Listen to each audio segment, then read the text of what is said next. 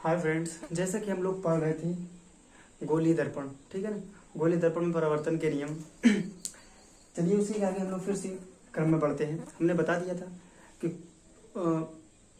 गोली गोली दर्पण होता है क्या। गोली दर्पण हमने बताया था कि कांच के खोखले भाग का कटा हुआ भाग होता था, जिसका एक पृष्ठ परावर्तक पृष्ठ होता था और दूसरा पृष्ठ क्या होता था, दूसरे पृष्ठ पर कलई की गई होती थी। फिर हमने बताया कि अगर उभरे हुए भाग पर कलई की गई हो, क्या बताया था, अगर उभरे हुए भाग पर कलई की गई हो और दबा हुआ भाग परावर्तक पृष्ठ होता था तो वह हमारा अवतल दर्पण होता था। और अगर यदि दबे हुए भाग पर कलई की गई हो और उभरा हुआ परावर्तक पृष्ठ हो तो हमारा क्या होता था, उत्तल दर्पण होता था। चलिए उसी क्रम में हम लोग आगे बढ़ते हैं। देखिए यहाँ पर हमने लिखा है उत्तल दर्पण, यानी गोली दर्पण वह गोली दर्पण जिसका परावर्तक पृष्ठ अंदर की ओर दबा हो। देखिए परावर्तक पृष्ठ अंदर की ओर दबा हुआ है और उभरे हुए भाग पर क्या है, कलई की गई है। यानी वह गोली दर्पण जिसका परावर्तक पृष्ठ दबा हुआ हो, उभरे हुए पृष्ठ पर कलई की गई हो, ठीक है ना। तो वह क्या कहलाएगा, हमारा अवतल दर्पण कहलाएगा। उत्तल दर्पण क्या होता है, इसका जस्ट अपोजिट। उभरा हुआ भाग क्या होना चाहिए, परावर्तक पृष्ठ होना चाहिए, और दबा हुआ भाग क्या होना चाहिए, कलई किया जाना चाहिए। यानी दबे हुए भाग पर कलई की गई हो और उभरे हुए भाग पर परावर्तक पृष्ठ हो तो वह हमारा क्या कहलाएगा, उत्तल दर्पण। ध्यान दीजिएगा, बात ये दोनों बात समझ लीजिएगा, ठीक। फिर देखिए गोली दर्पण से संबंधित कुछ परिभाषाएं। तो हमने वहां पर क्या आपको बताया था, हमने बताया था अगर दो चीजों को आप याद रखिएगा, किन्हीं चीजों को, दो चीजों को बताते वक्त हमने बताया था अगर जो कांच का गोला होता है ये किसी न किसी चीज कटा हुआ भाग होता था। ये हमारा क्या कहते हैं, कांच का गोला था, ये हमारा सी होता है, ठीक। और ये हमारा आर होता है, ठीक है। ये हमारा, और ये यहाँ से यहाँ तक का हमारी त्रिज्या हो गई, यहाँ से यहाँ तक हमारी त्रिज्या हो गई। अब देखिए इसको ऐसे काट दिए, ठीक है ना, काट दिए तो ये हमारा गोली दर्पण बन गया। अगर हम लोग इधर काला कर दे रहे हैं तो अवतल हो जा रहा है, अगर इधर काला कर दे तो उत्तल हो जा रहा है। बात आ रही समझना। तो उसी से संबंधित कुछ परिभाषाएं हम लोग देख लेते हैं। जैसे दर्पण का ध्रुव, क्या कहते हैं, गोली दर्पण के परावर्तक पृष्ठ के मध्य बिंदु को दर्पण का ध्रुव कहते हैं। यानी गोली दर्पण का परावर्तक पृष्ठ, ये मान लीजिए ये हमारा इधर अंदर काला किया हुआ है, ये यानी इसके मध्य बिंदु को जितना आधा आधा काट दीजिए, यानी इसी गोली दर्पण के परावर्तक पृष्ठ के मध्य बिंदु को दर्पण का ध्रुव कहते हैं। और इसको पी से व्यक्त करते हैं। किससे व्यक्त करेंगे, पी से। यानी मध्य बिंदु को, किसको, यानी दर्पण के परावर्तक पृष्ठ को, यानी जो चमकदार वाला तल होगा उसके बीचों बीच वाले बिंदु को क्या बोलेंगे, दर्पण का ध्रुव बोलेंगे। इसको पी से व्यक्त करेंगे, ठीक है। तो हमारा ये कंप्लीट हो गया। आइए वक्रता केंद्र देख लेते हैं। वक्रता केंद्र क्या होता है, गोली दर्पण का परावर्तक पृष्ठ जिस खोखले गोले का भाग होता है उसका केंद्र, उस दर्पण का वक्रता केंद्र। हमने बताया था कि गोली दर्पण, यहाँ पे सी, गोली देखो, गोली दर्पण का परावर्तक पृष्ठ जिस खोखले गोले का भाग होता है, ठीक, जिस खोखले गोले का भाग होता है उसका केंद्र दर्पण का वक्रता केंद्र, यानी यही, ठीक, यही, इसी का ये परावर्तक पृष्ठ हो गया हमारा, ये परावर्तक पृष्ठ हो गया बाहर वाला, वो अंदर वाला परावर्तक पृष्ठ हो गया, ठीक है। तो इसी का केंद्र यानी इस गोले का केंद्र ही वक्रता केंद्र कहलाता है, ठीक है। यानी जो गोली दर्पण है किसी गोले से कटा हुआ होगा, और जब गोले से कटा है तो क्या है, जब गोले से कटा है तो उसका सेंटर भी कहीं होगा बीच में, तो उसी सेंटर को क्या कहते हैं, वक्रता केंद्र कहते हैं। गोली दर्पण का वक्रता केंद्र कहते हैं। आप देखिए दर्पण के ध्रुव यानी यहां से यहां के बीच की दूरी को, यहां से यहां की बीच की दूरी को वक्रता त्रिज्या बोलेंगे। क्या बोलेंगे, वक्रता त्रिज्या। अभी इसको ओनली इसको क्या बोलते थे, इसको वक्रता केंद्र बोलते थे। क्या बोलते थे, वक्रता केंद्र। यानी इस गोले के केंद्र को वक्रता केंद्र बोलते थे। लेकिन यहां से दर्पण के ध्रुव और इसके बीच की दूरी को, दर्पण के ध्रुव यहाँ पर है और वक्रता केंद्र के बीच की दूरी को क्या बोलते हैं, वक्रता त्रिज्या बोलते हैं। तो वही लिखा देखो, गोली दर्पण का परावर्तक पृष्ठ जिस खोखले गोले का भाग होता है उस गोले की त्रिज्या, उस गोले की त्रिज्या को वक्रता त्रिज्या कहते हैं। ये हमारी त्रिज्या ही तो हुई ना, इस गोले की त्रिज्या, देखिए इस गोले की त्रिज्या, इस गोले की त्रिज्या ही वक्रता त्रिज्या कहलाती है, ठीक है ना। यानी गोली दर्पण जिस खोखले गोले का भाग होता है उस गोले की त्रिज्या उस दर्पण की वक्रता त्रिज्या कहलाती है। बात आई समझ में। अब देखिए इतना बात समझ में आ गई है ना, कहीं पर दिक्कत देखो हमने बनाया भी अच्छे से, ठीक है, आप समझ लीजिएगा। चलिए अब दर्पण का ध्रुव पढ़ते हैं। दर्पण का ध्रुव। आप एकदम टेंशन मत लीजिएगा, एकदम स्लो स्लो पढ़ाएंगे, एकदम धीमा पढ़ाएंगे और आपको समझ में आ जाएगा। 1% कहीं पर भी प्रॉब्लम होने वाली नहीं है आप लोग को। चलिए अब हम लोग देख लेते हैं दर्पण का ध्रुव। दर्पण का ध्रुव, ठीक, ये भी कुछ नहीं है, ठीक है ना। क्या कहते हैं, या ध्रुव देख लिए दर्पण का ध्रुव ना, सॉरी मुख्य अक्ष देखते हैं। क्या देखते हैं, मुख्य अक्ष। दर्पण का ध्रुव देख लिए थे, समझ लिए थे, मुख्य अक्ष, ठीक। ये मुख्य अक्ष क्या होता है, यानी देखिए दर्पण की ध्रुव, दर्पण का ध्रुव P होता है ना, और दर्पण की ध्रुव P और वक्रता, और वक्रता केंद्र C ना को मिलाने वाली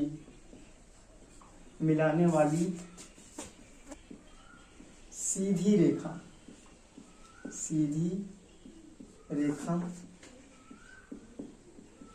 मुख्य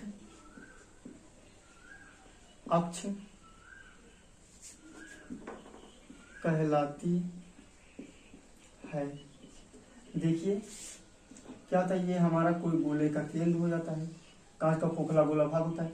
अब यहां से हमने इतना परावर्तक पृष्ठ ले लिया, इसको C से व्यक्त करते हो, ये इसका क्या दर्पण का ध्रुव। अगर इसी को मिला दिए, ये सीधी रेखा मिला रही है ना, यही दर्पण का मुख्य अक्ष है। क्या है, गोली दर्पण का हमारा मुख्य अक्ष, यही इसी सीधी रेखा को ही, ठीक, यानी वक्रता केंद्र और दर्पण को ध्रुव को, यानी दर्पण का ध्रुव हो गया और ये वक्रता केंद्र हो गया। इन दोनों को मिला दे रही है, जो रेखा मिला दे रही है वह हमारी क्या कहला रही है, वह हमारी मुख्य अक्ष कहला रही है, ठीक है ना। अब आगे देख लेते हैं मुख्य फोकस। क्या देख लेते हैं, मुख्य फोकस।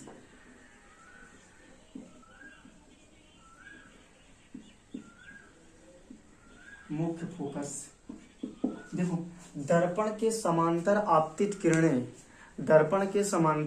किरणें परावर्तन के पश्चात जिस बिंदु से होकर जाती हैं वही गोली दर्पण का मुख्य फोकस कहलाता है, ठीक है ना।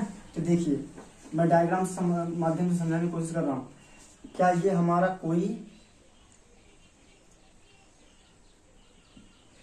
कोई अवतल दर्पण है, ठीक है ना। ये हमारा पता ही तुमको मुख्य, ये हमारा मुख्य अभी हो गया, अभी बताया ना। ये हमारा क्या हो गया, P फोकस हो गया। अब यहीं पे कहीं पे हमारा सेंटर भी होगा, C भी, इससे कोई मतलब है नहीं। कह रहा कि अगर यहाँ पर कोई टार्च रख दीजिए या कोई प्रकाश जला दीजिए तो यहाँ से इसके समांतर, यानी मुख्य अक्ष के समांतर किरणें बताया ना, मुख्य अक्ष के समांतर आपतित किरणें यहाँ से जब इस गोले, ये वाला अंदर वाला हमारा क्या परावर्तक पृष्ठ है, और बाहर वाला क्या है हमारा, बाहर वाला हमारा कलई वाला है ना, तो इधर कहाँ जाएगी, मुख्य अक्ष के समांतर आपतित किरणें परावर्तन के पश्चात जिस बिंदु से होकर जाती है, यहां से जा रही है, तो यही हमारा क्या कहलाएगा, मुख्य फोकस कहलाएगा। फिर से देखिए, मुख्य अक्ष के समांतर गोली दर्पण में मुख्य अक्ष के समांतर आपतित किरणें, कैसे बोलेंगे, गोली दर्पण में मुख्य अक्ष के समांतर आपतित किरणें परावर्तन के पश्चात मुख्य अक्ष के जिस बिंदु से, ये मुख्य अक्ष है ना, मुख्य अक्ष के जिस बिंदु से होकर जाती है उसे दर्पण का मुख्य फोकस कहते हैं, या गोली दर्पण का मुख्य फोकस कहते हैं। अगर फिर से यहीं से गुजार रहे हो यहीं किरणें, तो फिर से यहीं से होकर जाएगी, ऐसे बात है समझ। अगर नीचे से भी गुजार रहे हो ऐसे करके तो ये टकराएगी, फिर वहीं से होकर जाएगी, बात आ रही समझना। ऐसा ढेर सारा चित्र दिया होगा, अगर ऐसे कर रहे हो तो फिर से उसी बिंदु से होकर जाने वाली है, बात आई समझना।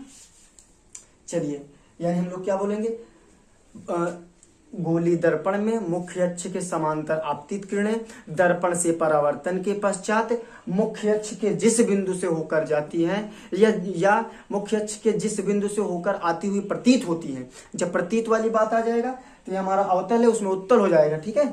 और जो अगर जाती हैं तो वहां पे अवतल दर्पण होगा, ठीक। जाती हैं तो क्या कहलाएगी, वही दर्पण का मुख्य फोकस कहलाता है। चलिए हम लोग लिख लेते हैं,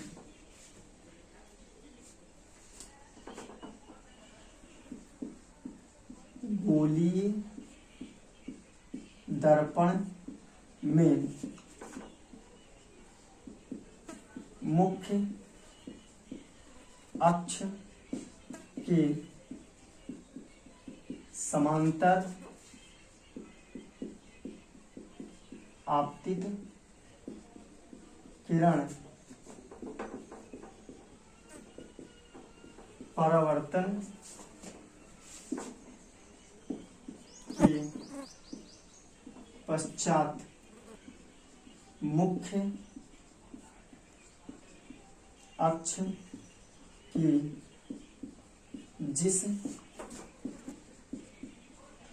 बिंदु से होकर जाती हैं या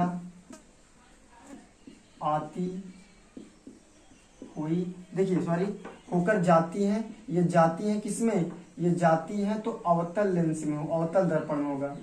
किसमें होगा? अवतल दर्पण में जाती हैं या आती हुई प्रतीत, आती हुई प्रतीत किसमें होगा? प्रतीत उत्तल में होगा। आती हुई प्रतीत होती हैं उस बिंदु को दर्पण का मुख्य फोकस कहते हैं। बात है सुनना, जैसे हम लोग डायग्राम बना लेते हैं किसका, जैसे क्या करोगे, ये हमारा तो हो गया अवतल दर्पण, यहाँ से ये हमारा मुख्य अक्ष हो गया P, यहाँ से कोई किरण आई, यहाँ से होकर चली गई, तो यहाँ पे इसका, यहाँ पे C होगा, ठीक है ना। तो क्या होगा, यही इसका मुख्य फोकस हो गया। लेकिन अगर यही हमारा अवतल दर्पण दे दे, क्या दे दे, उत्तल दर्पण दे दे, ये लो उत्तल दर्पण दे दिया, तो इसका फोकस यहाँ पर होगा, इसको बढ़ा सकते होगे, इसका फोकस, प्रकाश किरण यहाँ से आएंगे। अब देखो ये अंदर जाती हुई प्रतीत होगी, ठीक है ना, और यहाँ से ऐसे, ठीक, तो ये होगा इसका ड्रामा, इसके अंदर से आती, डैश डैश डैश करके अंदर से आती हुई प्रतीत होगी, ठीक। इसमें जाती है और इसमें आती हुई प्रतीत होती है, तो वह दर्पण का क्या कहलाता है, मुख्य फोकस। मुख्य फोकस यहाँ पे C होगा, ठीक है। बात इतनी समझ में आई ना। अब मुख्य फोकस समझ में आएगा तो हम लोग फोकस दूरी समझ लेते हैं। क्या समझ लेते हैं? फोकस दूरी, कुछ नहीं है फोकस दूरी, दर्पण के ध्रुव यानी इसी दूरी को फोकस दूरी समझते हैं। अब याद रखो, मुख्य फोकस को F से प्रदर्शित करते हैं, ठीक है। चलिए फोकस दूरी समझ लेते हैं, क्या होता है फोकस दूरी। चलिए इसके बाद होगा हमारा गोलीय दर्पण में प्रतिबिंब बनने के नियम, वो बताएंगे। इसमें थोड़ा बड़ा चैप्टर है, इसका 2-3 पार्ट बन सकता है, ठीक है। तो हम लोग देखेंगे फोकस दूरी, ठीक है। फोकस दूरी का होता है गोलीय दर्पण के ध्रुव तथा फोकस दूरी के बीच, गोलीय दर्पण, क्या लिखेंगे आप, गोलीय दर्पण के ध्रुव, हमारा गोलीय दर्पण का ध्रुव कहाँ होता है, यहाँ पर, और फोकस दूरी कहाँ पे, फोकस दूरी यहाँ पर है, ठीक है ना। गोलीय दर्पण के ध्रुव P तथा फोकस दूरी के बीच की दूरी को गोलीय दर्पण की फोकस दूरी कहते हैं, ठीक है ना। यानी यहां से यहां तक की दूरी, यानी P से F तक की दूरी, तो यहां से यहां तक की दूरी को क्या बोलते थे, वक्रता त्रिज्या बोलते थे, ठीक है ना, क्योंकि ये हमारा वक्रता केंद्र था। वक्रता केंद्र और दर्पण के ध्रुव के बीच की दूरी को वक्रता केंद्र बोलते थे। और फोकस दूरी क्या कहते हैं, फोकस, मुख्य फोकस, क्या मुख्य फोकस, और यहाँ फोकस दूरी लिख दिया क्या, नहीं, मुख्य फोकस, सॉरी, मुख्य फोकस के बीच की दूरी, मुख्य फोकस और दर्पण के ध्रुव के बीच की दूरी को क्या बोलेंगे, फोकस दूरी। यानी मुख्य फोकस तथा दर्पण के ध्रुव के बीच की दूरी क्या बोलेंगे, फोकस दूरी। और वक्रता केंद्र और मुख्य फोकस, वक्रता केंद्र और क्या कहते हैं इसके दर्पण के ध्रुव के बीच की दूरी क्या बोलेंगे, वक्रता त्रिज्या। ठीक है ना, इतनी बात समझ में आई, मुख्य फोकस तुमको समझ में आया है। ठीक, अब इसमें अभी 2 पार्ट और बन सकते हैं। क्यों? क्योंकि अभी इसमें ढेर सारे टॉपिक हैं जो छूट जाएंगे अगर मैं एक टॉपिक, और ज़्यादा बड़ा अगर वीडियो हो जाएगा तो आप लोग भी देखने में ऊब लगेगी, हमको भी दिक्कतें होती हैं। तो बहुत बहुत आपका धन्यवाद। हमको भी अगर सपोर्ट कीजिए, बहुत मेहनत लगती है वीडियो बनाने में, आप लोग थोड़ा सा कॉपरेट कीजिए, फिर उसके बाद शेयर कीजिए, लाइक कीजिए और कमेंट भी बताइए कि या सर आप इम्प्रूव कर सकते हैं ऐसे करके। ठीक है ना, तो ओके, बहुत बहुत धन्यवाद आपका, थैंक यू।